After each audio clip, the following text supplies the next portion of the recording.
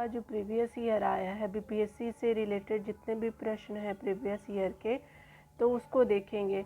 कल हमने 100 तक देख लिया था पॉलिटी की सीरीज़ में। आज हम लोग जो है वो 101 से देखेंगे और इसमें आज आपका टोटल पार्ट सेकंड होगा और आज मैं फिनिश कर दूंगी इसको। तो आप इस तरह से प्लेलिस्ट में जा कर के आप पॉलिटी का और हिस्ट्री का जितना भी अभी तक मैंने कवर कराया है तो आप जाकर के प्रीवियस ईयर बीपीएससी से रिलेटेड देख सकते हैं। तो चलिए 101 से शुरू करते हैं। देखिए यहाँ पे पहला प्रश्न क्या बोल रहा है कि लोकसभा का नेता होता है। तो लोकसभा का नेता कौन होता है? तो ये होते हैं प्रधानमंत्री जी। तो देखिए यहाँ पे डिटेल में बातें किया जा रहा है तो वहाँ पे देख लेते हैं। ठीक है, यहाँ पे बात कर रहा है क्या, चूँकि अनुच्छेद 75 के 1 के अनुसार राष्ट्रपति लोकसभा में बहुमत दल के नेता को आपका प्रधानमंत्री पर नियुक्त करते हैं। ठीक है, यानी जो राष्ट्रपति होते हैं लोकसभा के, जो बहुमत दल का नेता होता है, उनको क्या करते हैं कि प्रधानमंत्री के पद पर नियुक्त करते हैं। ठीक है, अतः लोकसभा में बहुमत दल का नेता होने के साथ साथ प्रधानमंत्री को पूरी लोकसभा का नेता माना जाता है। ठीक है, तो ये आपका आर्टिकल किस आर्टिकल में? तो 75(1) के अनुसार। ठीक है, चलिए अगला देखिए, लोकसभा के लिए चुनाव में निर्वाचित होने वाले के किसी के लिए होने के लिए किसी व्यक्ति के लिए न्यूनतम आयु है तो कितने साल है? तो ये है आपका 25 वर्ष होनी चाहिए। ठीक है, लोकसभा के चुनाव लड़ने के लिए।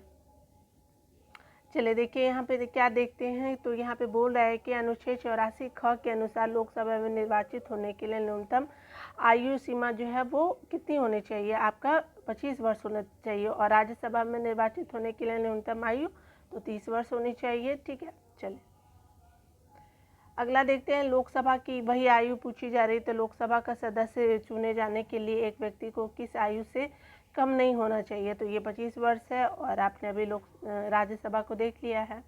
ठीक है, देखिए यहाँ पे बात किया जा रहा है। तो यहाँ संसद है, तो संसद में लोकसभा, राज्यसभा और राष्ट्रपति तीनों आ जाते हैं। तो यहाँ पे न्यूनतम आयु बात की जा रही है। तो यहाँ पे किसका हो जाएगा? तो यहाँ पे न्यूनतम आयु क्या? तो ये आपका 25 वर्ष हो जाएगा। देखिए यहाँ पे बोल रहा है क्या कि लोकसभा चुनाव का कोई प्रत्याशी अपनी जमानत खो देते हैं यदि उसे प्राप्त ना हो सके। तो क्या प्राप्त ना हो सके? तो देख लेते हैं। तो उपयुक्त में से कोई बात किया जा रहा है यहाँ पे कि उपयुक्त में से कोई नहीं हो जाएगा। देखिए यहाँ पे क्या कह रहा है कि आपका जो है वो आंसर आपका डी हो जाएगा। क्यों?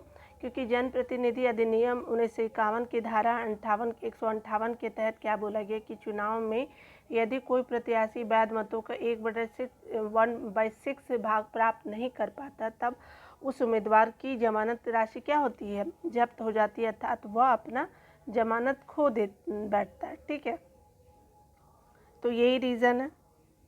देखिए अगला क्या आपका बोल रहा है। तो कह रहा है क्या कि लोकसभा में राज्यवार सीटों का आवंटन सन 1971 की जनगणना पर आधारित है। यह निर्धारित किस वर्ष तक यथावत रहेगा? तो ये 2026 तक यथावत रहेगा। ठीक है, ये आवंटन कब का है? तो 1971 की जनगणना के अनुसार है लोकसभा में राज्यवार सीटों का आवंटन जो है। लेकिन अब कब तक रहेगा? तो 2026 तक सेम रहेगा। ठीक है, देखिए यहाँ बोला जा रहा है क्या कि संविधान की 84वें संशोधन अधिनियम 2000 द्वारा अनुच्छेद 81(3) के परंतक में संशोधन करके वर्ष 2000 के स्थान पर लोकसभा में राज्यवार सीटों के आवंटन का निर्धारण वर्ष 2026 तक संशोधित किया गया है। ठीक है, अब तब तक स्थान निर्धारण के लिए 1971 की जनगणना का आधार वर्ष होगा, यानी उसी के अनुसार ये आपको सीट आवंटन किया जाएगा लोकसभा में।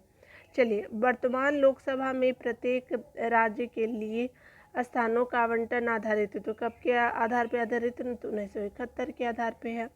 यही आपको बात किया जा रहा है। चलिए यहाँ पे देख लीजिए क्या बोल रहा है क्या कि आपका निम्नलिखित भारतीय राज्यों में से किसकी राज्य विधान में सदस्यों की संख्या सबसे अधिक है? तो किसकी है? तो ये आपका हिमाचल प्रदेश की सबसे अधिक है। देखिए यहाँ पे क्या बोला जा रहा है। तो कह रहा है क्या कि संविधान के भाग 6 में अनुच्छेद 168 से लेकर के 212 तक राज्यों के आपका क्या विधानमंडल का वर्णन है। तो राज्यों के विधानमंडल का किस आर्टिकल में है?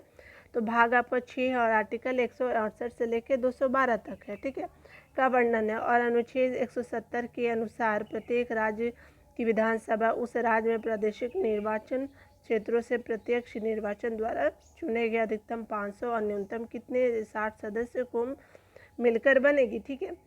वर्तमान समय में सबसे छोटी विधानसभा केंद्र शासित प्रदेश पुडुचेरी की है। किसकी है? तो ये पुडुचेरी की है। ठीक है।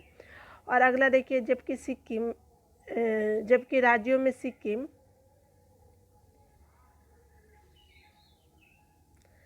की कितनी है? तो 32 है। उसके साथ ही सबसे बड़ी विधानसभा उत्तर प्रदेश 403 में है। और आपका बोला जा रहा है कि अरुणाचल प्रदेश जो 60 है, मेघालय क्या है 60 है, मणिपुर 60 है, कि एक संख्या एक समान, और हिमाचल प्रदेश 68 संख्या की संख्या सर्वाधिक है। ठीक है।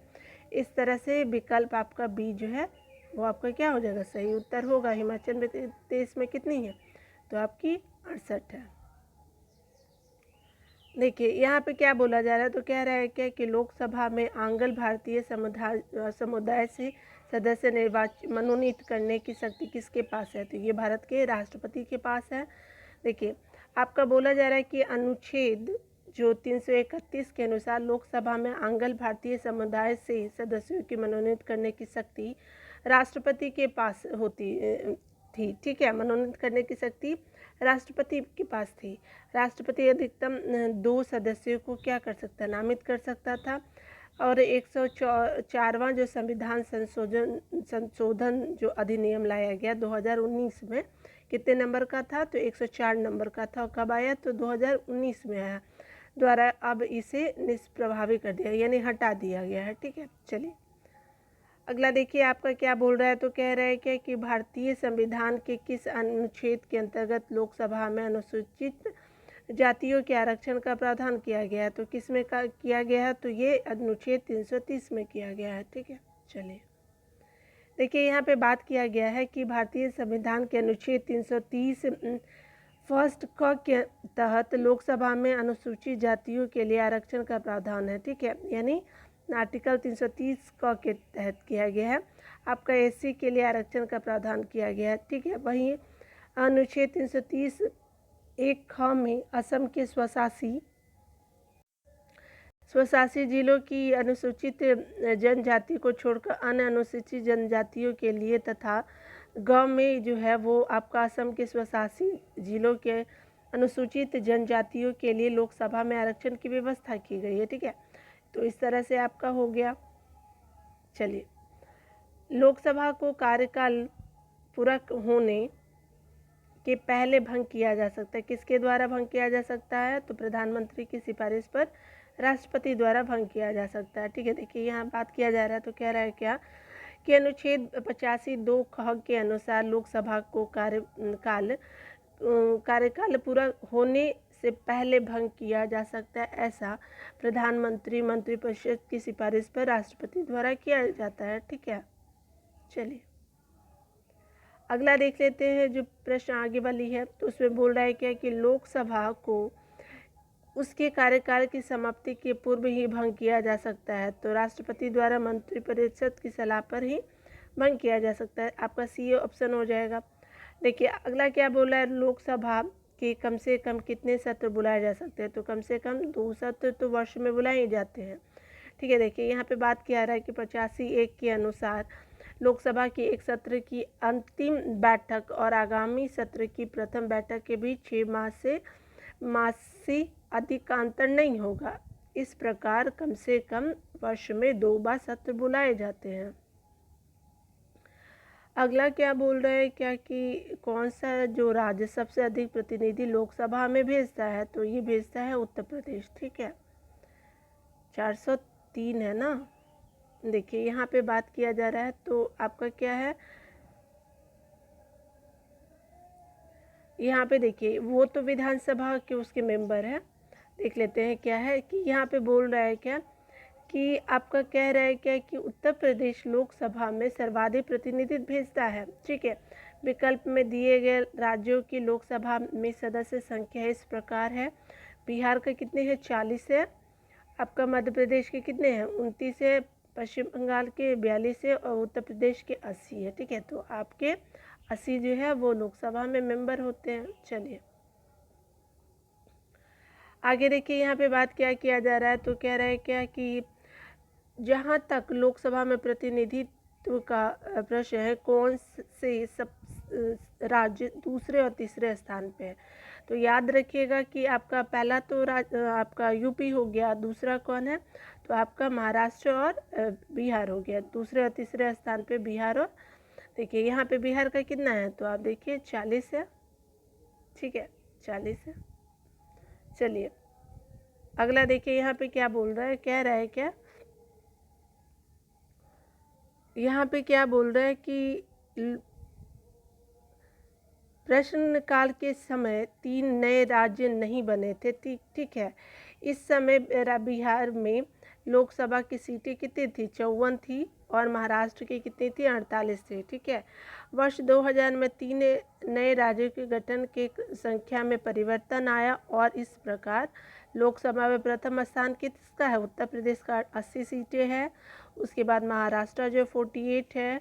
उसके बाद क्या है आपका 42 जो है वो पश्चिम बंगाल का है, और 40 सीटें किसकी है, तो आपके बिहार की है, ठीक है। तमिलनाडु की 39 है और 29 किसकी है, तो मध्य प्रदेश की, ठीक है। 10 कम है तमिलनाडु से। देखिए यहाँ बात किया जा रहा है, तो कह रहा है क्या कि लोकसभा का पहला आम चुनाव कब हुआ था, तो ये हुआ था 1952 में हुआ था पहली बार चुनाव। तो आगे देख लेते हैं। इसमें जितने भी डिटेल वाले प्रश्न हैं ना, मैं उसको बताने का ज़रूर कोशिश करूँगी, जिससे अगर हमारे 1 लाइनर फैक्ट के अलावा भी एक्स्ट्रा फैक्ट हो तो हम उसको कवर अप कर सकें, ठीक है।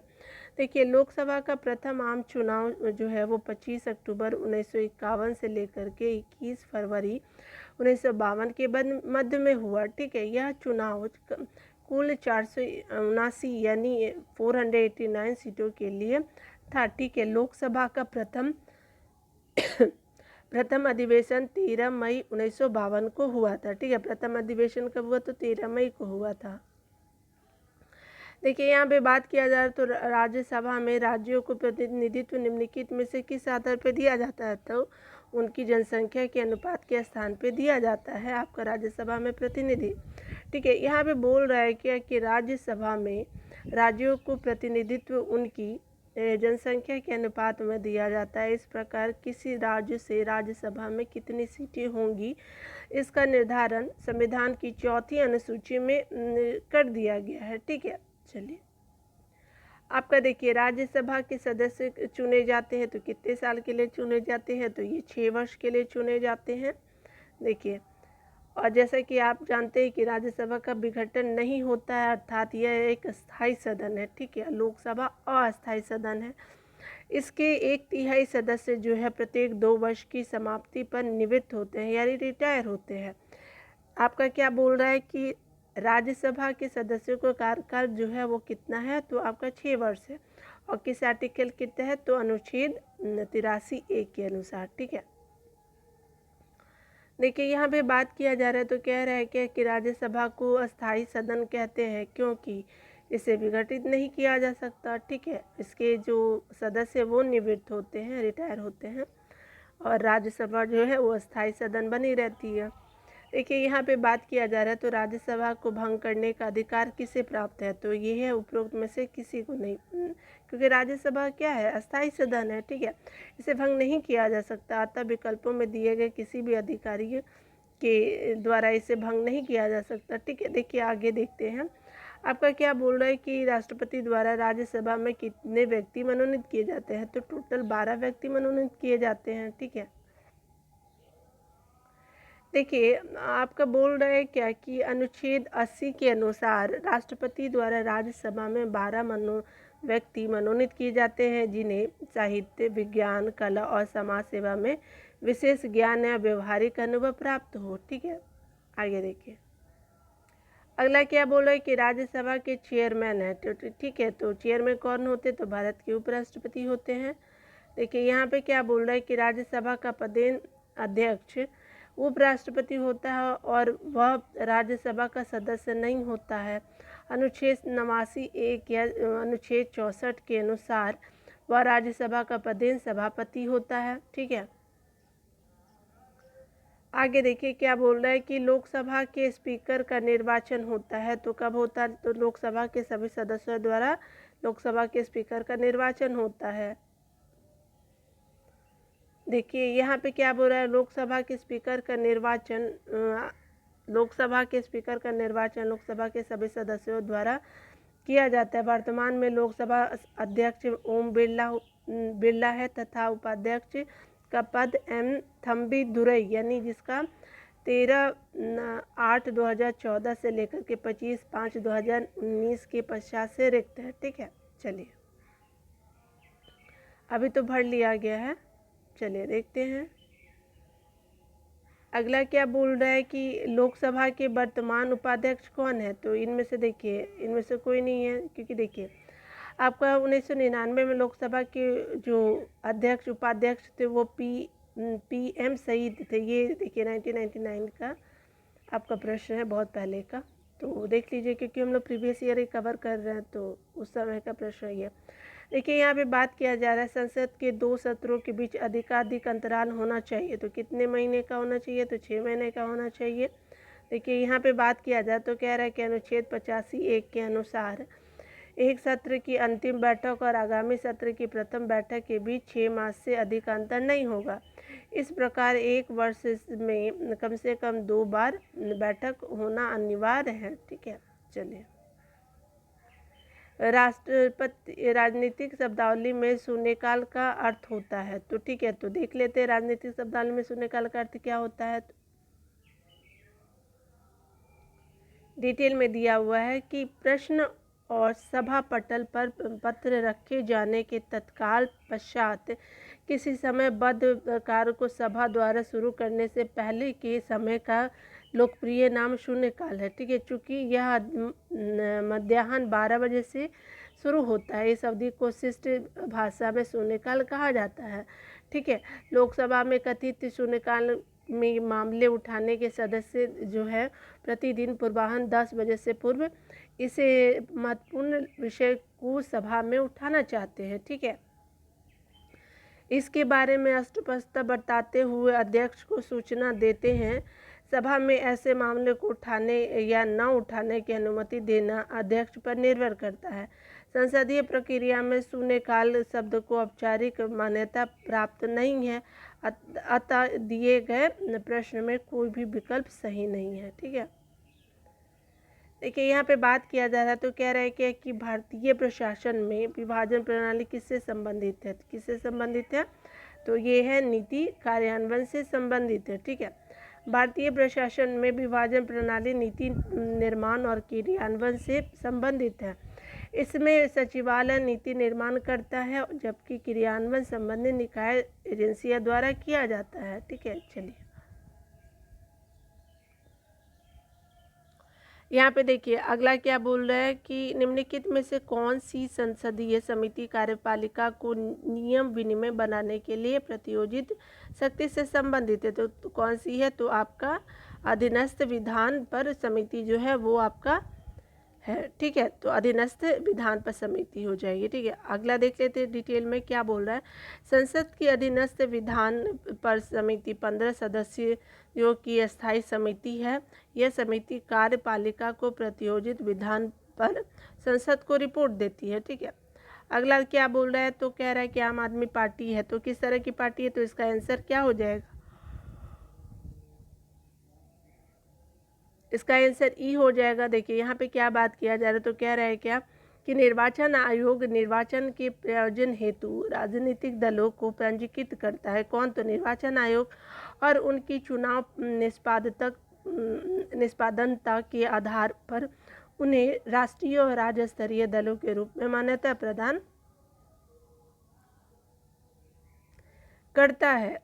और यहाँ पे बोल रहा है कि अन्य दलों को केवल पंजीकृत गैर मान्यता प्राप्त दल घोषित किया जाता है। ठीक है, राज्य स्तरीय दलों की मान्यता के लिए निम्नलिखित अर्हता पूर्ण करना पड़ता है। ठीक है, इस प्रकार है। तो देख लेते हैं हम यहाँ पे क्या बोल रहा है। कह रहा है क्या कि यदि उस दल ने राज्य की विधानसभा के आम चुनाव में उस राज्य से कुल वैध मतों का 6% प्राप्त किया हो तथा उसके अतिरिक्त उसने संबंधित राज्यों में 2 स्थान प्राप्त किए हों, ठीक है। यानी उस राज्य में उसके अतिरिक्त उसने संबंधित राज्य में 2 स्थान प्राप्त किए हैं और कुल मतों का कितना प्रतिशत, तो आपका 6%, ठीक है। चलिए, यदि वह राज्य की लोकसभा के लिए आम चुनाव में उस राज्य से कुल वैध मतों का 6% प्राप्त करता है या फिर इसके अतिरिक्त उसने संबंधित राज्य में लोकसभा की कम से कम 1 सीटें जीती है।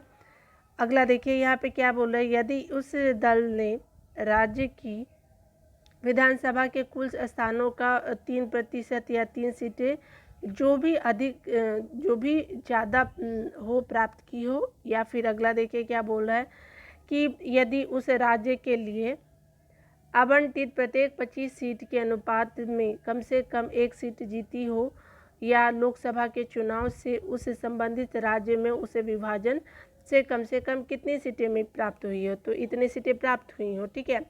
चलिए, अगला देखिए डिटेल में क्या बोल रहा है कि इस प्रकार जो है आम आदमी पार्टी उपयोगकर्ता पूर्ण करती है, अतः यह एक राज्य स्तरीय पंजीकृत पार्टी है। ज्ञातव्य है कि आम आदमी पार्टी एक पंजीकृत पार्टी, एक राज्य पार्टी और क्षेत्रीय पार्टी है, यानी तीनों हो जाएगा, ठीक है। इसीलिए आपका क्या है, आपका तीनों आंसर है, इसीलिए इसमें दिया हुआ है ई ऑप्शन दिया हुआ है, ठीक है। और इसमें क्या बोल रहा है कि बिहार लोक सेवा आयोग ने अपने प्रारंभिक उत्तर पत्रों में क्या किया, विकल्प ए सही माना है, ठीक है। चलिए,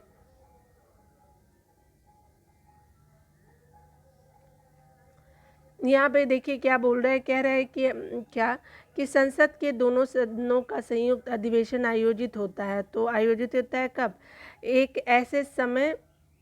एक ऐसे विधेयक पर विचार करने और उसे पारित करने के लिए जिस पर दोनों सदनों में मतभेद हो, ठीक है। तो आपका 4 आंसर हो जाएगा, इसमें डी सिर्फ हो जाएगा।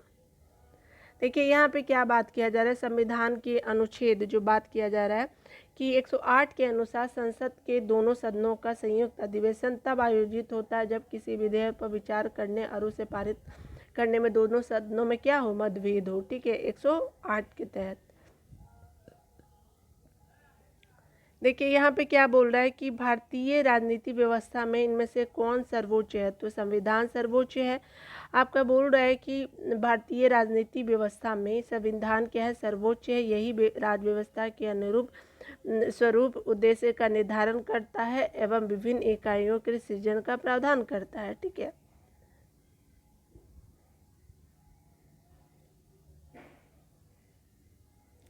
दिल्ली है, तो दिल्ली क्या है, एक केंद्र शासित प्रदेश है, ठीक है। यहाँ पे देखिए, यहाँ पे क्या बोल रहा है कि संविधान की प्रथम अनुसूची के अनुसार दिल्ली एक क्या है, एक केंद्र शासित प्रदेश है, ठीक है। अगला देखते हैं।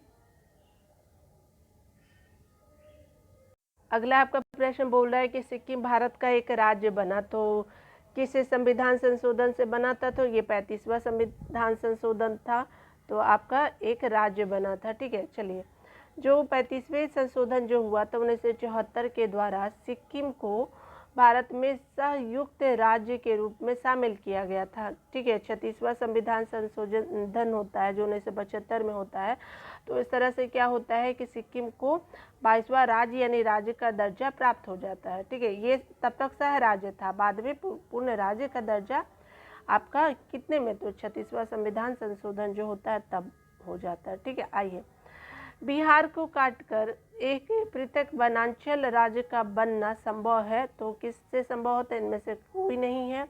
देख लेते हैं क्या है डिटेल पूरा। देखिए, राज्यों का जो आपका निर्माण करने का अधिकार अनुच्छेद 3 के अनुसार संघीय संसद का है, ठीक है। और ये क्या है कि अतः बिहार को काटकर पूर्वांचल जो आपका पृथक वनांचल का राज्य का बनना संसद के प्रावधानों द्वारा संभव है, ठीक है, और कोई प्रावधान नहीं चलता है, ठीक है।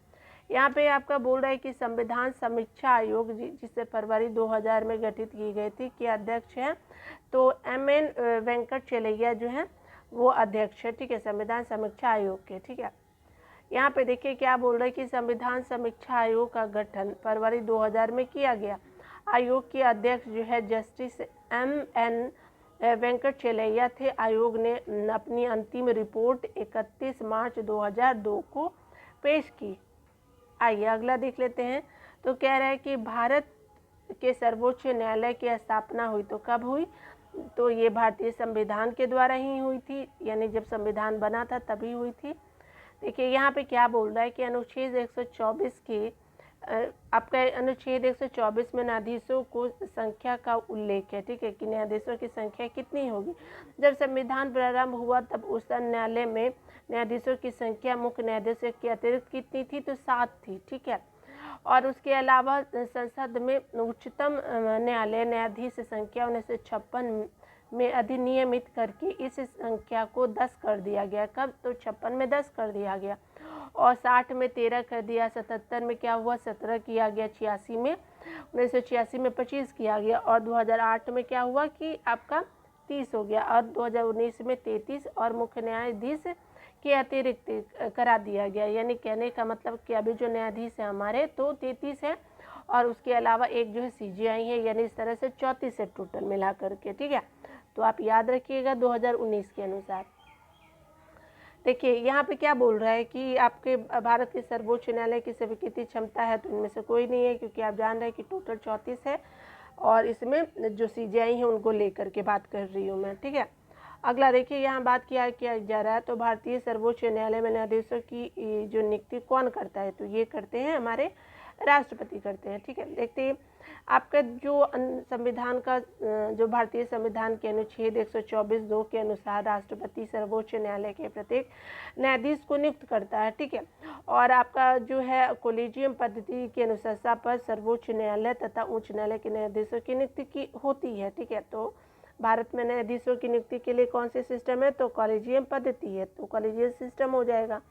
यहाँ पे देखिए क्या बोल रहा है, तो कह रहा है क्या कि उच्चतम न्यायालय के न्यायाधीशों की संख्या की वृद्धि करने की शक्ति किसके पास है? तो ये आपका उच्चतम न्यायालय के न्यायाधीशों की संख्या में वृद्धि करने का ये संसद का पावर है, ठीक है। देखिए अगला क्या आपको डिटेल में बोल रहा है, तो भारतीय संविधान के अनुच्छेद 124 के अनुसार उच्चतम न्यायालय के न्यायाधीशों की संख्या में वृद्धि करने की शक्ति संसद के पास है। ज्ञातव्य है कि उच्च न्यायालय में न्यायाधीशों की संख्या वृद्धि करने का अधिकार राष्ट्रपति के पास है। चलिए अगला देखते हैं क्या बोल रहा है कि सर्वोच्च न्यायालय के न्यायाधीशों की सेवानिवृत्ति की उम्र क्या है? तो ये 65 वर्ष है। चलिए अगला देखिए यहाँ पे क्या बोल रहा है, भारतीय संविधान के अनुच्छेद 124(2) के अनुसार सर्वोच्च न्यायालय के न्यायाधीशों की सेवानिवृत्ति की आयु जो है वो 65 वर्ष निर्धारित की गई है, ठीक है।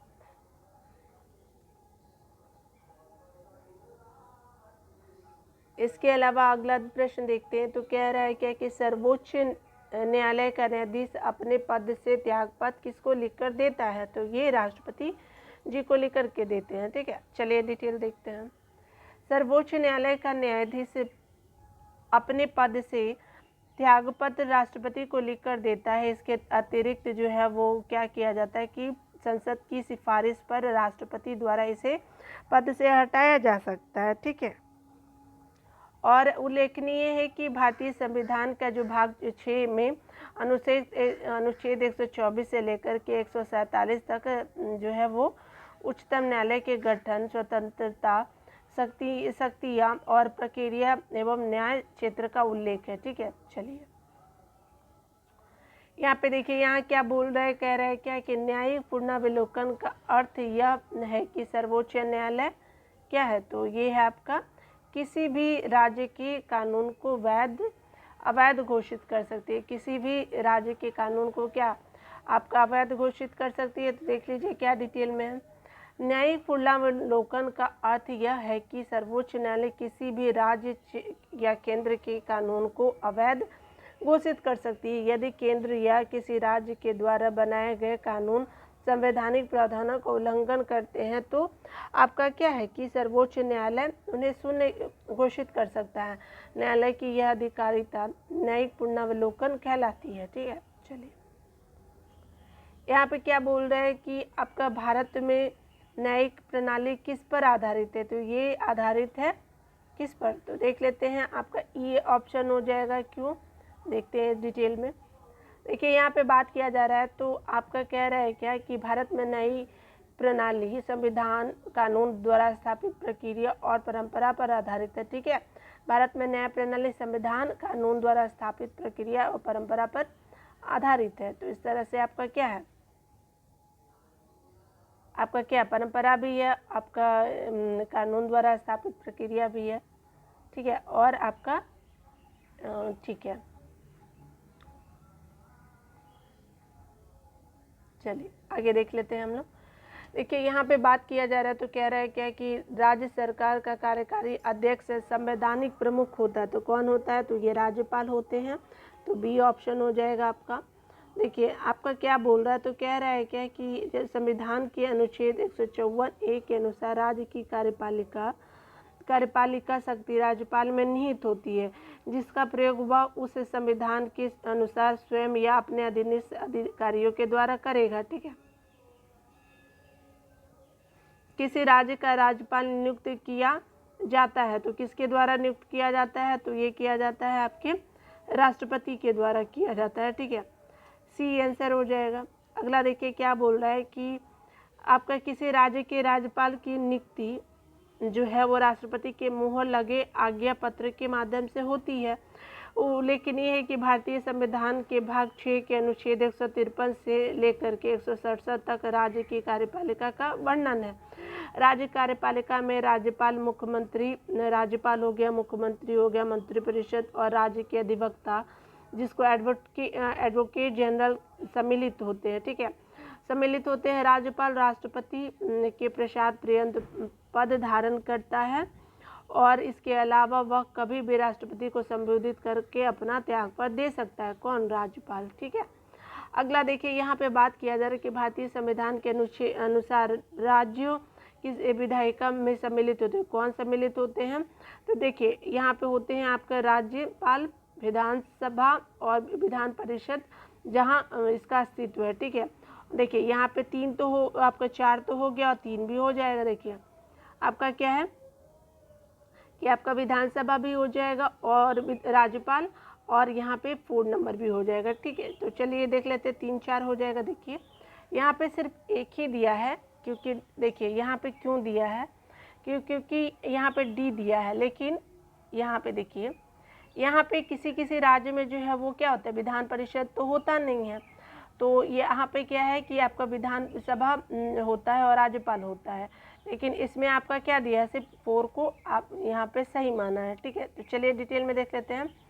यहाँ पे क्या है कि आपका अनुच्छेद 168 अनुसार राज्य की विधायिका में शामिल होते हैं। तो कौन, तो राज्यपाल होते हैं, विधानसभा होते हैं और विधान परिषद होते हैं जहाँ इसका अस्तित्व है। ठीक है, ठीक है, तो इसीलिए इसको सिर्फ 4 नंबर दे दिया है। ठीक है, तो आप लोग इसको ध्यान रखिएगा कि कहीं कहीं जो है वो आपका 3 और 4 भी दे देता है कि जहाँ पर अस्तित्व है, लेकिन इसमें क्या किया है कि आपका 4 दिया है तो आप इसको 4 ही मान लीजिएगा। ठीक है, लेकिन इसमें कॉन्ट्राडिक्शन भी हो सकता है।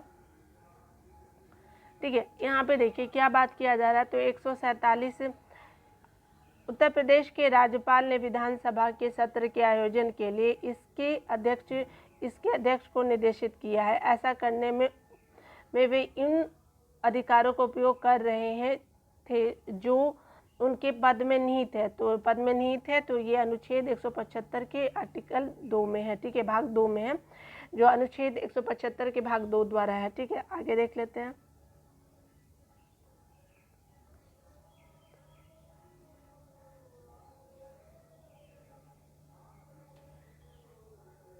भारतीय संविधान के अनुच्छेद 75(2) के अनुसार राज्यपाल राज्य के विधानमंडल में उस समय लंबित किसी विधेयक के संबंध में संदेश या कोई अन्य संदेश उस राज्य के विधानमंडल के सदन या सदनों को भेज सकेगा, और जिस सदन को कोई संदेश इस प्रकार भेजा गया है वह सदन उस संदेश द्वारा विचार करने के लिए अपेक्षित विषय पर सुविधानुसार शीघ्रता से विचार करेगा। ठीक है, अगला देखिए यहाँ पे क्या बोला जा रहा है, तो कह रहा है कि भारत में राज्य विधान पालिका का उच्च सदन कौन सा होता है, तो ये विधान पालिका परिषद होता है, ए हो जाएगा।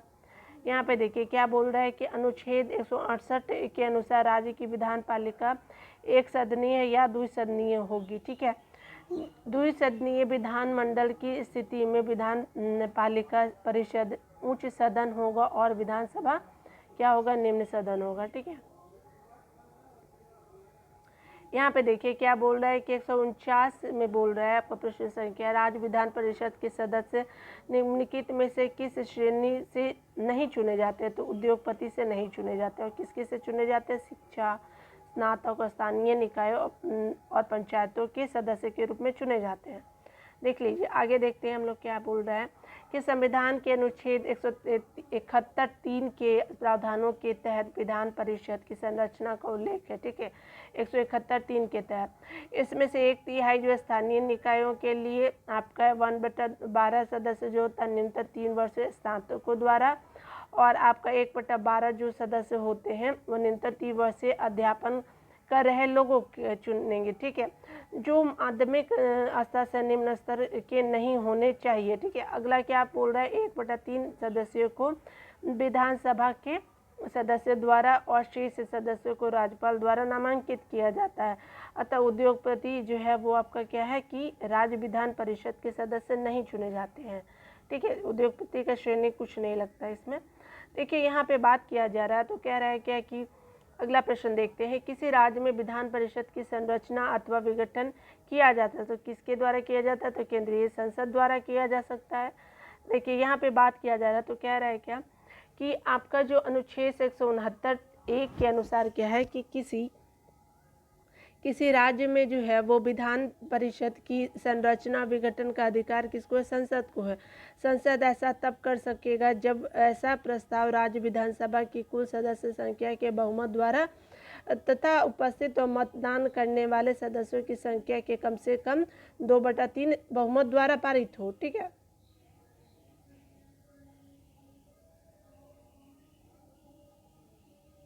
अगला क्या बोल रहा है कि निम्नलिखित राज्यों में कहाँ विधान परिषद है? तो ये है आपका बिहार में। ठीक है, डी हो जाएगा।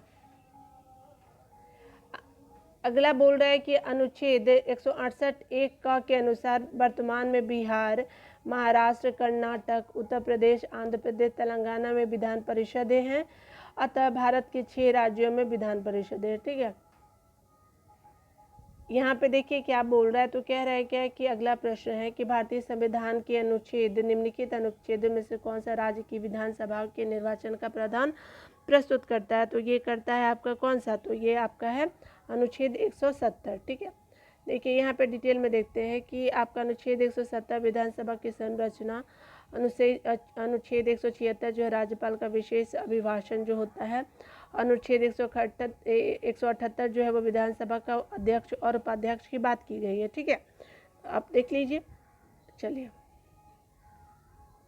यहाँ पे अब बात किया जा रहा है कि यदि किसी राज्य की विधानसभा का अध्यक्ष स्पीकर पद त्यागना चाहे तो उसे अपना पद त्याग देना चाहिए। ठीक है, तो किसको देना चाहिए? तो उपाध्यक्ष को। तो ये अध्यक्ष किसको देगा? तो उपाध्यक्ष को देगा विधानसभा का। ठीक है, देखिए आपका बोल रहा है क्या कि संविधान के अनुच्छेद 179 के अनुसार विधानसभा अध्यक्ष अपना पद विधानसभा उपाध्यक्ष को संबोधित करके त्याग सकेगा। ठीक है, यहाँ पे क्या बोल रहा है अगला देखते हैं, किस उच्च न्यायालय ने यह फैसला दिया कि एक ही बार में 3 बार तलाक कहने से तलाक होना गैर कानूनी है? तो ये इलाहाबाद उच्च न्यायालय का था निर्णय। देखिए यहाँ पे क्या बोल रहा है कि इलाहाबाद उच्च न्यायालय ने रहमतुल्लाह बनाम स्टेट ऑफ यूपी 1994 के मामले में यह निर्णय दिया कि यदि विधि के उपबंधों को विफल करने के उद्देश्य से 3 बार तलाक कहकर तलाक दिया जाता है तो ऐसा तलाक क्या होगा? गैर कानूनी होगा। ठीक है, अगला देखिए यहाँ पे क्या बात किया जा रहा है तो कह रहा है क्या कि 155 प्रश्न में बोल रहा है कि निम्नलिखित उच्च न्यायालयों में से कौन एक से अधिक राज्य केंद्र शासित प्रदेश के लिए है? तो ठीक है, तो देखिए यहाँ पे गुवाहाटी भी हो जाएगा, मुंबई भी हो जाता है, एक से ज़्यादा उच्च न्यायालय है। तो आपका गुवाहाटी में भी है और नॉर्थ ईस्ट को ले लेता है ये पूरा, आसाम वाला जो गुवाहाटी है, आपका मुंबई वाला जो है वो लक्षद्वीप को भी ले लेता है। ठीक है, अगला देखिए यहाँ पे बात किया जा रहा है तो कह रहा है क्या कि देखिए गुवाहाटी उच्च न्यायालय में एक से अधिक राज्यों के लिए है। इसकी क्षेत्राधिकारिता जो है असम हो गया, नागालैंड, मिजोरम, अरुणाचल प्रदेश तक है। ठीक है, जबकि मुंबई उच्च न्यायालय का क्षेत्राधिकार जो है वो महाराष्ट्र को होता है, दादर है नागरा को होता है, दमन दीव और गोवा को होता है, यानी लक्षद्वीप को ये नहीं लेता है। ठीक है, चलिए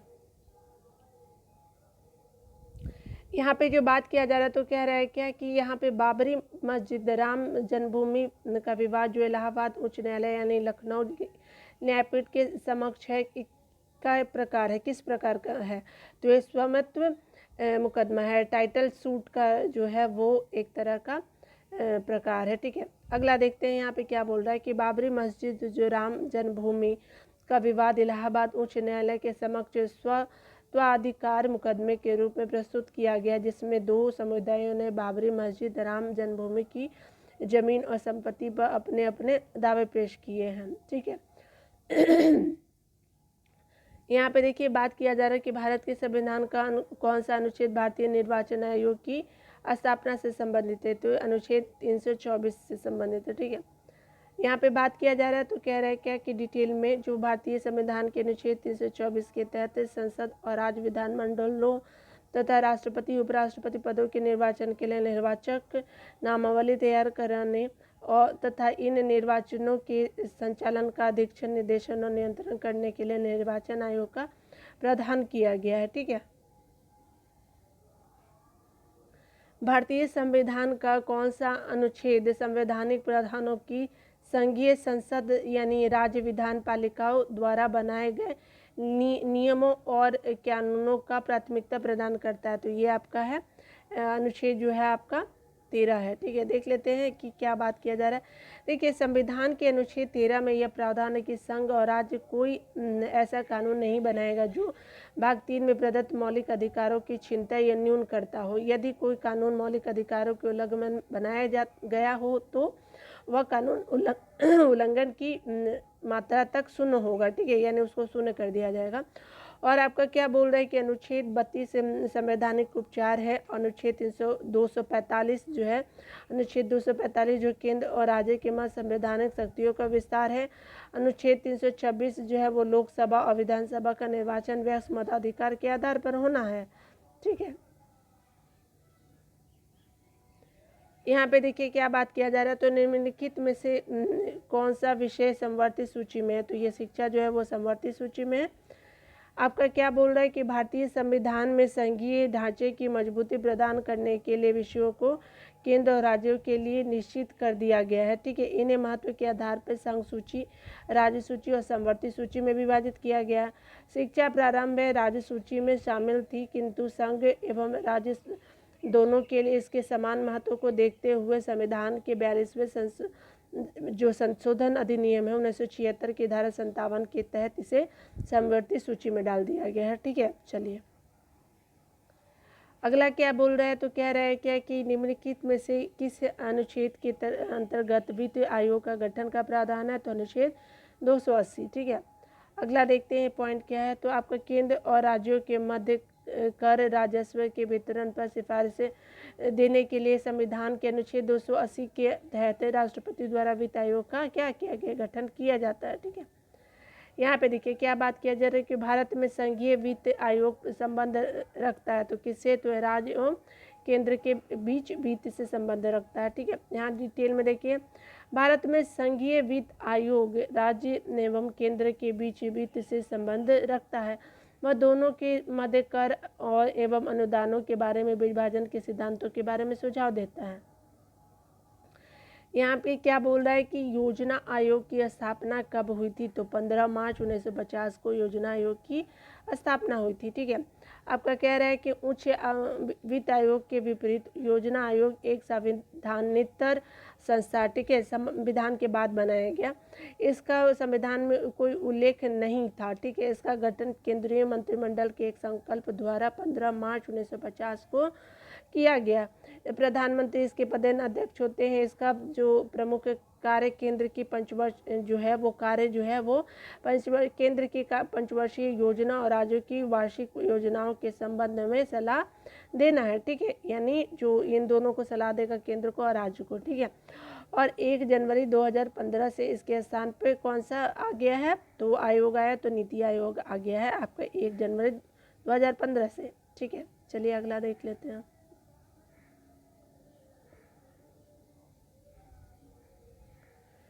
यहाँ पे बात किया जा रहा है, तो कह रहा है कि उस राजनीतिक दल का नाम बताइए जो मिली जुली केंद्रीय सरकार का हिस्सा नहीं है, लेकिन इसका इसका सदस्य 13वीं लोकसभा का स्पीकर चुना गया। तो कौन? तो तेलुगु देशम पार्टी हो गया। देखिए 12वीं और 13वीं लोकसभा के स्पीकर जो थे वो क्या थे?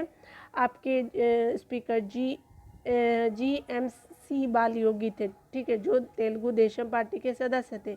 यह दल के राष्ट्रीय जनतांत्रिक गठबंधन NDA की साझा सरकार में शामिल नहीं हुआ था, ठीक है।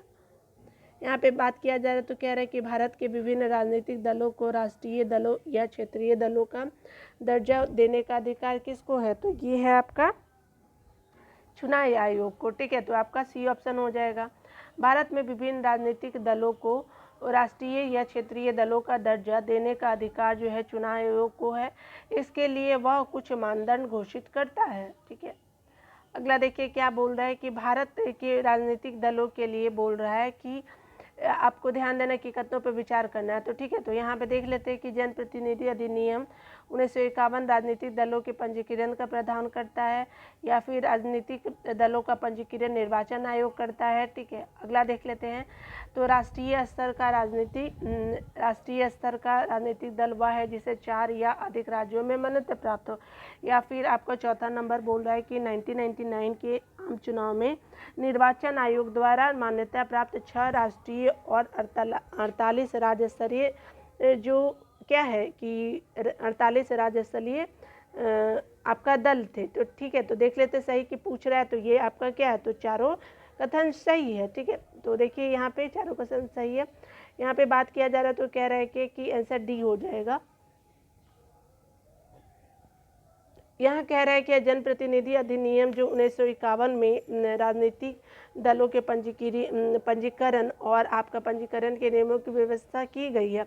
राजनीतिक दलों का पंजीकरण निर्वाचन आयोग करता है। वह दल जो है राजनीतिक दल होता है जो कम से कम 4 राज्यों में जो 4 राज्य होने चाहिए और मत कितना होना चाहिए? 6% और किसी या राज्यों में लोकसभा के 4 सीटें जीता हो या लोकसभा में 3 विभिन्न राज्यों से 2% सीट प्राप्त किया हो, ठीक है। अगला देखिए क्या बोल रहा है कि आपका 1999 के 13वें लोकसभा चुनाव में 6 राष्ट्रीय और 48 राज्य स्तरीय जो मान्यता प्राप्त दलों ने हिस्सा लिया था। वर्तमान में 8 राष्ट्रीय जो है वो दल है। कौन है?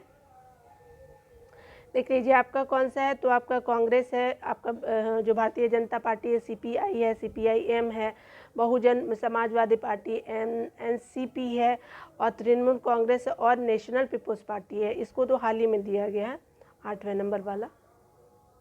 अगला देखिए अब क्या बोल रहा है कि निम्न में से किस वर्ष सरकारी आयोग ने जिसे केंद्र राज्य संबंधों में परिवर्तन की स्तुति का अधिकार दिया गया था ने अपना प्रतिवेदन जमा किया था? कब जमा किया था? तो ये जमा किया था 1987 में जमा किया गया था, ठीक है। तो आपका आंसर हो जाएगा डी हो जाएगा, ठीक है।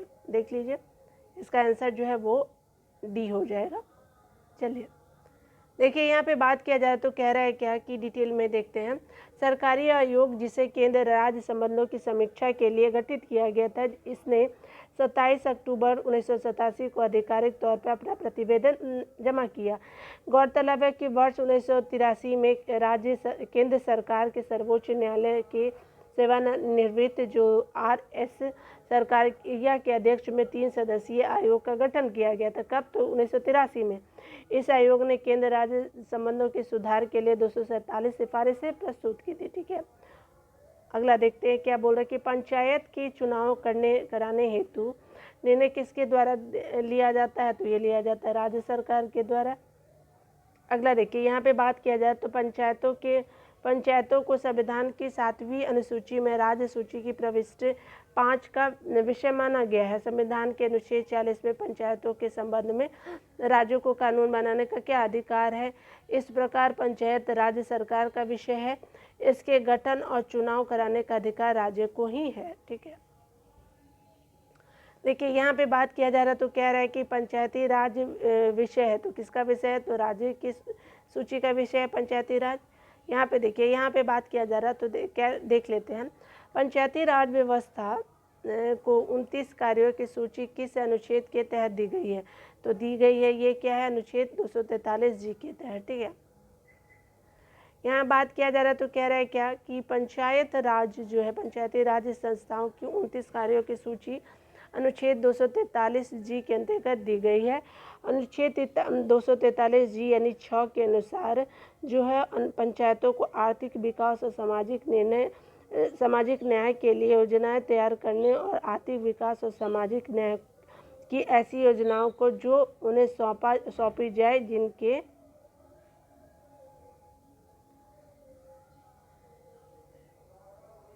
जिनके अंतर्गत वे योजनाएं भी हैं जो 11वीं अनुसूची में सूचीबद्ध विषयों के संबंध में है। ठीक है, कार्यान्वित करने का उत्तरदायित्व तो सौंपा गया है। 11वीं अनुसूची को 73वें संविधान संशोधन अधिनियम 1992 द्वारा संविधान में जोड़ा गया है।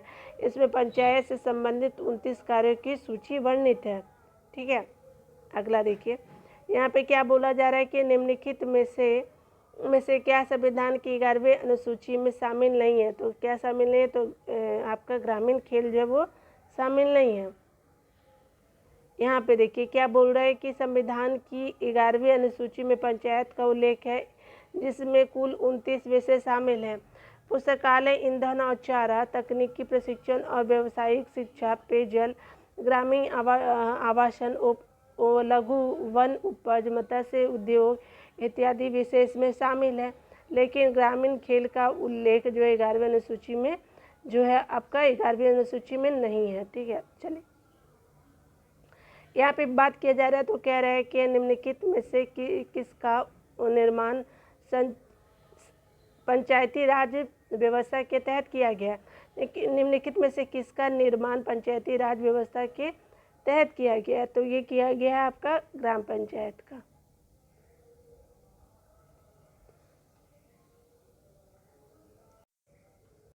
यहाँ पे देखिए क्या बोल रहा है, तो कह रहा है कि पंचायती राज लोकतांत्रिक के केंद्रीकरण की व्यवस्था। ठीक है, संविधान के भाग 9 के अंतर्गत जो अनुच्छेद 243 से 243 के तहत पंचायतों से संबंधित प्रावधानों का उल्लेख है।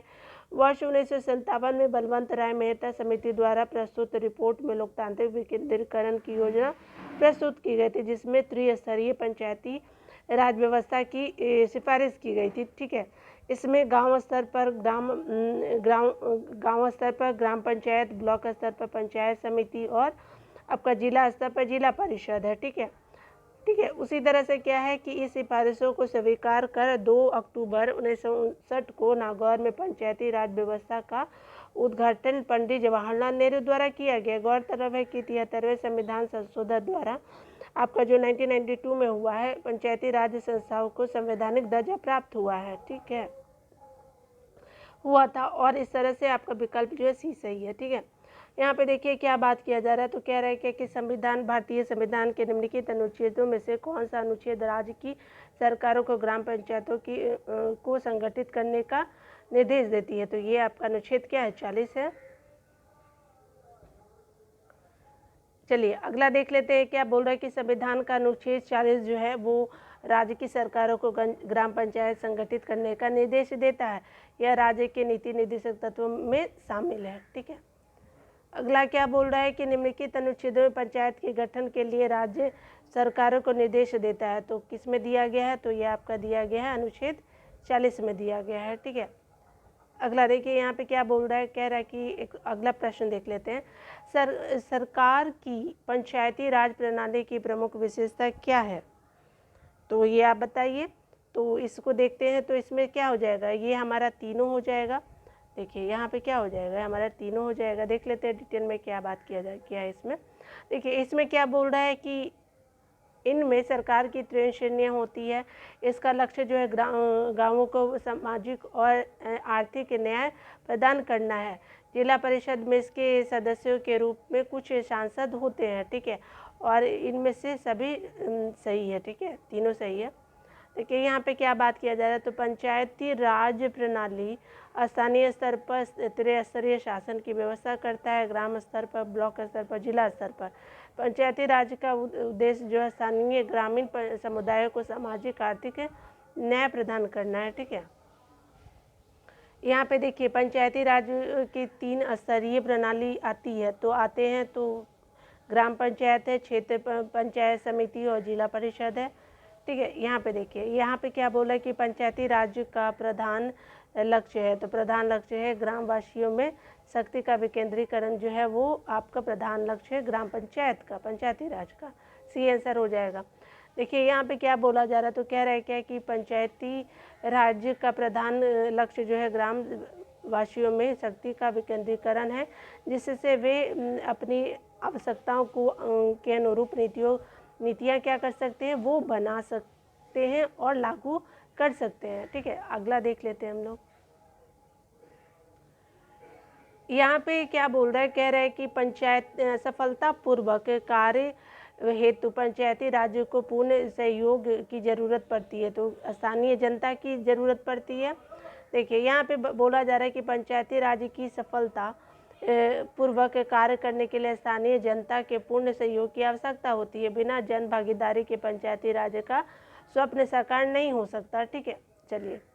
भारत में पंचायती राज प्रतिनिधित्व करता है, तो किसका प्रतिनिधित्व करता है, तो ये सभी का शक्तियों का विकेंद्रीकरण का सामुदायिक विकास का लोगों की हिस्सेदारी का करता है। ठीक है, यहाँ पे बात किया जा रहा है, तो कह रहा है क्या कि आपका भारत में पंचायती राज की स्थापना ग्रामीण जनता के सर्वांगीण विकास के लिए की गई है। यह शक्तियों के विकेंद्रीकरण, लोगों की भागीदारी और सामुदायिक विकास के प्रतिनिधित्व करता है। ठीक है, अगला देखिए यहाँ पे क्या बोला जा रहा है, पंचायती राज को आपके स्थान पे स्वशासन की इकाई के रूप में संगठित किया गया है। तो आपके भारतीय संविधान के 73वें संशोधन द्वारा इसको किया गया है। ठीक है, डी आंसर हो जाएगा।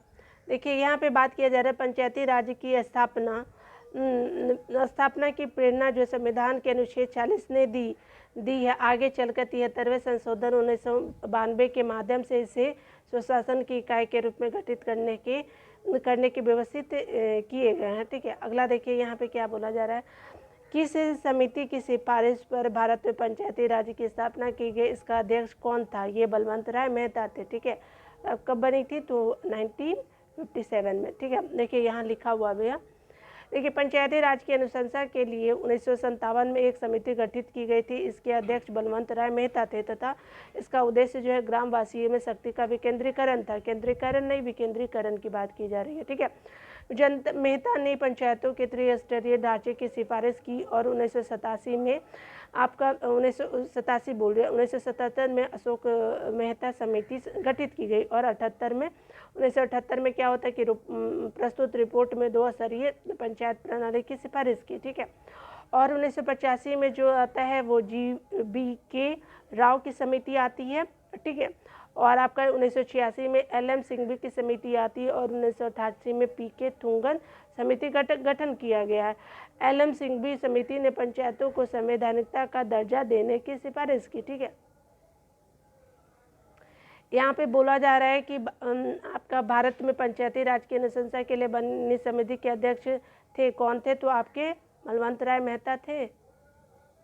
ये आपका ए सही आंसर है। ठीक है, चलिए देख लेते हैं हम इसको डिटेल में, आपके ए आंसर हो जाएगा। ठीक है, चलिए अगला देखिए, यहाँ पे बात किया जा रहा है कि निम्न में से कौन सा विकेंद्रीकरण का वैशिष्ट नहीं है, तो ये नहीं है। तो स्थानीय समुदाय में आत्मविश्वास को नहीं जगाना जो है वो केंद्रीय विकेंद्रीकरण का विशिष्टता नहीं है। ठीक है, यहाँ पे देखिए क्या बोला जा रहा है कि दिए गए विकल्पों में से आपका स्थानीय समुदायों में आत्मविश्वास को नहीं जगाना विकेंद्रीकरण की विशेषता या विशेषता नहीं है। ठीक है, स्वायत्ता हो गया, आपका लोक सहभागिता और स्थानीय समुदायों को सशक्त बनाना जो विकेंद्रीकरण की विशेषता है। ठीक है, अगला क्या बोला कि पंचायत में जो है भारत में पंचायती राज व्यवस्था सर्वप्रथम राजस्थान में और देश में प्रारंभ की गई थी। कब प्रारंभ की गई, तो आंध्र प्रदेश में प्रारंभ की गई थी। देखिए यहाँ पे क्या बोल रहा है कि संविधान के अनुच्छेद 40 में राज्यों को पंचायतों के गठन का निर्देश दिया गया और आपका दिया गया है। 1957 बलवंत राय मेहता समिति ने त्रिस्तरीय पंचायतों के गठन की सिफारिश की।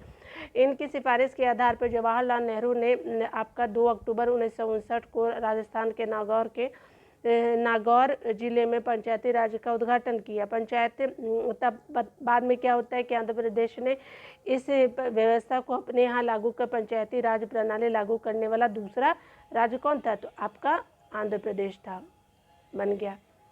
अगला क्या बोल रहा है कि पंचायती राज व्यवस्था में सर्वप्रथम परिवर्तित की गई थी। तो कहाँ किया गया था? तो ये राजस्थान में किया गया था 1959। ठीक है, अगला देखिए यहाँ पे क्या बोला गया है। तो निम्नलिखित में से किस कमेटी आयोग ने न्याय पंचायत बनाने की सिफारिश की थी? तो ये बनाने की सिफारिश की गई थी किसके? अशोक राय मेहता कमेटी। यहाँ पे दो ऑप्शन एक जैसा ही दे दिया है, अशोक मेहता समिति, अशोक राय मेहता समिति। तो ये बी हो जाएगा, अशोक मेहता समिति है। देखिए देख रहे हैं फंसाने का, इस अशोक राय दे दिया है। ठीक है, अशोक मेहता समिति होगा, राय नहीं होगा। ठीक है, याद रखिएगा ध्यान से, नहीं तो हम सभी कन्फ्यूज़न में हो सकते हैं और हम लोग यही मार के आएंगे। ठीक है, देखिए यहाँ पे जो बोला जा रहा है तो कह रहा है क्या है कि इस पर डिटेल में देख लेते हैं। और देखिए अशोक मेहता समिति गठन जो होता है 1977 में जनता पार्टी सरकार ने पंचायती राज व्यवस्था में सुधार हेतु किया है, जिसने अगस्त 1978 में अपनी रिपोर्ट क्या की? प्रस्तुत की। और उन्होंने ही न्याय पंचायत को विकास पंचायत से अलग रखने ताकि उनका सभापति एक योग्य न्यायाधीश को नियुक्त करने की सिफारिश की थी। ठीक है, यानी उन्होंने न्याय पंचायतों को विकास पंचायतों से अलग रखने की बात कही ताकि इसका सभापति जो है एक योग्य न्यायाधीश को नियुक्त करने की सिफारिश की। ठीक है, कुछ इसमें लाइन में कन्फ्यूज़न है। ठीक है, देखिए यहाँ पे बात किया जा रहा है तो कह रहा है कि निम्नलिखित में से कौन सा कार्य स्थानीय स्वशासन के अधिकार क्षेत्र में नहीं आता? तो कौन सा नहीं आता है? तो देख लेते हैं।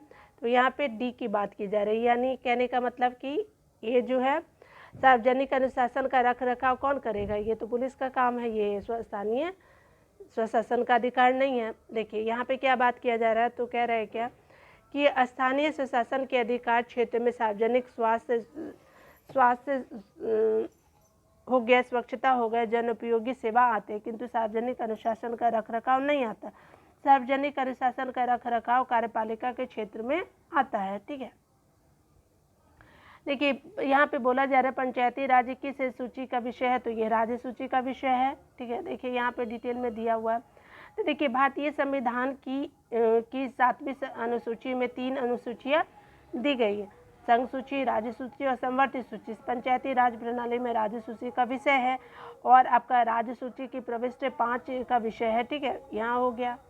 यहाँ पे देखिए अगला क्या है कि बात किया जा रहा है कि किस राज्य या किन राज्यों में पंचायती राज संस्थाओं में स्त्रियों के 50% आपका आरक्षण का प्रबंध किया गया। तो किस में किया गया है? तो आपका देख लीजिए डी हो जाएगा। तो तीनों में प्रबंध किया गया।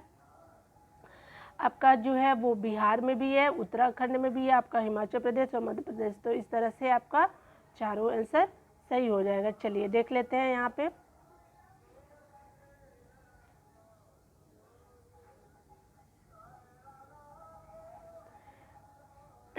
बिहार हो गया, उसके बाद उत्तराखंड, हिमाचल प्रदेश तथा मध्य प्रदेश राज्यों ने पंचायती राज संस्था में महिलाओं को 50% आरक्षण को वैध किया है। इसके अतिरिक्त आंध्र प्रदेश, केरल, छत्तीसगढ़, झारखंड, महाराष्ट्र, उड़ीसा, राजस्थान, कर्नाटक, पंजाब, सिक्किम, तमिलनाडु, तेलंगाना, पश्चिम बंगाल, त्रिपुरा में महिलाओं के लिए 50% स्थान पंचायतों में आरक्षित किए गए हैं। ठीक है,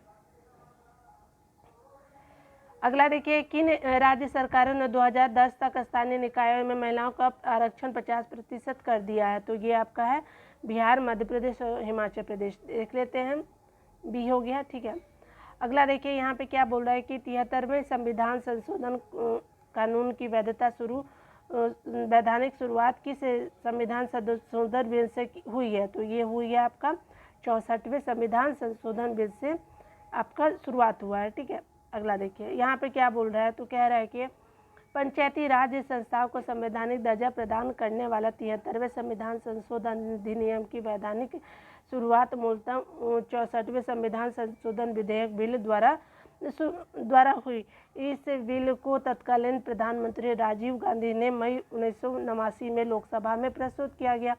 हालांकि यह विधेयक राज्यसभा में पारित न होने के कारण व्यपगत हो गया। ठीक है, उसके बाद क्या होता है कि तत्पश्चात 72वें संविधान संशोधन विधेयक हुआ और आपका 1999 में क्या होता है कि संसद के दोनों सदनों द्वारा पारित होकर के 73वें संविधान संशोधन अधिनियम 1992 के रूप में अधिनियमित हुआ। ठीक है, तो ये हो गया।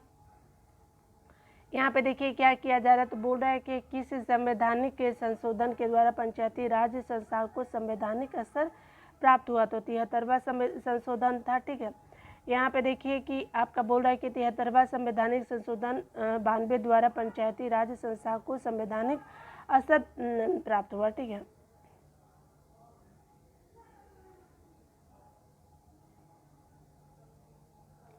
यहाँ पे क्या बोला जा रहा है, तो कह रहा है कि संविधान का 73वां संशोधन हुआ तो कब हुआ, तो पंचायती राज प्रणाली से हुआ। देखिए अगला क्या बोल रहा है, तो कह रहा है क्या कि भारत में इनमें से कौन सा विषय पंचायती राज संस्थाओं की शक्तियों के अंतर्गत नहीं आता, तो ये न्यायिक पुनर्वीक्षण जो है वो नहीं आता। ठीक है, यहाँ पे बात किया जा रहा है, तो कह रहा है क्या न्यायिक पुनर्वीक्षण पंचायती राज संस्थाओं की शक्तियों के अंतर्गत नहीं आता, यह सर्वोच्च न्यायालय की शक्ति है। ठीक है, अगला देखिए क्या बोले कि भारतीय संविधान में संशोधन के लिए विधेयक लाया जा सकता है, तो ये या तो लोकसभा में या राज्यसभा में ये लाया जा सकता है। ठीक है, भारतीय संविधान में संशोधन के लिए विधेयक जो है संसद के किसी भी सदन, लोकसभा या राज्यसभा में लाया जा सकता है। संविधान संशोधन की शक्ति और इसके लिए प्रक्रिया संविधान के अनुच्छेद 368 में वर्णित है। देखिए यहाँ क्या बोला है कि भारतीय संविधान के प्रथम संशोधन विधेयक लाया गया था, तो 1951 में लाया गया था। देखिए भारतीय संविधान के प्रथम संशोधन विधेयक 1951 में लाया गया। इस संशोधन के द्वारा अनुच्छेद 15(1), 19(1)(6), 19(2) के 2 हो गया, 31 हो गया, 85, 87, 174 आपका, 176 आपका, 341, 342 और 343 में संशोधन किए गए हैं। ठीक है, जो 1951 में आया था। इसमें क्या है, देखिए अगला क्या बात किया जा रहा है, तो 196 प्रश्न बोल रहा है कि किस संविधान संशोधन अधिनियम को लघु संविधान कहा जाता है, तो 42वां है ये। 1976 में हुए 42वें संविधान संशोधन द्वारा संविधान के बहुत सारे मौलिक प्रावधानों को बदलने की कोशिश की गई, इसलिए इसे लघु संविधान की संज्ञा दी गई। 42वें संविधान संशोधन मुख्य उद्देश्य जो है वो उच्चतम न्यायालय द्वारा 1973 में केशवानंद भारती मामले में दिए गए निर्णय से उत्पन्न कठिनाइयों को दूर करना था, जिसमें क्या था, संसद की संविधान संशोधन की शक्ति को इस मामले में निर्णित संविधान के आधारभूत ढांचे को संशोधन करने में से रोक लगाया गया था। ठीक है, आइए अगला देख लेते हैं कि पिछड़ी जाति के प्रथम सभापति कौन थे, तो ये काका कालेकर थे। 2018 में जो क्वेश्चन पूछा गया था। देखिए आपका क्या बोल रहा है कि भारत के संविधान के अनुच्छेद 340 के तहत भारत के राष्ट्रपति के आदेशों पर जो है द्वारा प्रथम अखिल भारतीय पिछड़ी जाति का आयोग का गठन 29 जनवरी 1953 को हुआ। इस आयोग के अध्यक्ष काका साहेब कालेकर थे। ठीक है, यहाँ पे देखिए अगला क्या बोल रहा है, तो कह रहा है क्या कि राज्य लोकसभा आयोग का अध्यक्ष किसके द्वारा नियुक्त किया जाता है, तो ये राज्य के राज्यपाल के द्वारा किया जाता है। ठीक है, CO आंसर हो गया। देखिए यहाँ पे क्या बात किया जा रहा है, तो कह रहा है कि राज्य लोक सेवा आयोग के अध्यक्ष की नियुक्ति राज्य के राज्यपाल द्वारा की जाती है। यद्यपि इन्हें हटाने का अधिकार किसको है, राष्ट्रपति को ही है। राष्ट्रपति इसे इसी आधार पर हटा सकता है कि जिन आधार पर संघ लोक सेवा आयोग के अध्यक्ष और सदस्यों को हटाया जाता है। गौरतलब है कि भारतीय संविधान के जो भाग 14 है, ठीक है, के अनुच्छेद 315 से 323 तक राज्य लोक सेवा आयोग की स्वतंत्रता शक्तियों के अलावा इसके गठन और सदस्यों की नियुक्ति एवं बर्खास्तगी इत्यादि का उल्लेख है। ठीक है, यहाँ पे जो बात किया जा रहा है, तो कह रहा है कि भारत में मतदान के लिए प्रयोग की जाने वाली मशीन वीवीपैट संस्करण था, तो किसका था, M3 का। ठीक है,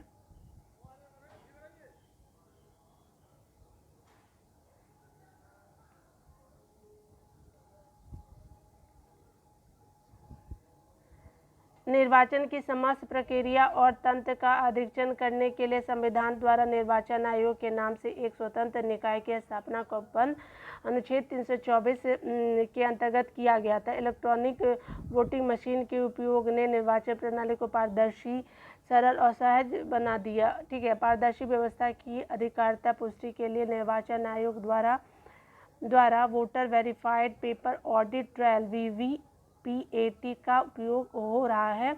वर्तमान समय में मतदान के लिए प्रयोग की जाने वाली मशीन VVPAT का M3 संस्करण निर्वाचन आयोग द्वारा किया जा रहा है। ठीक है, ये इसलिए आता है सी सही आंसर है। ठीक है, देखिए अगला क्या बोल रहा है कि भारत के वरीयता क्रम में कौन सा पहले आते हैं। तो कौन सा पहले आते हैं, तो यहाँ पे देख लीजिए ई हो जाएगा। कौन सा ई हो जाएगा, इसका ई आंसर हो जाएगा।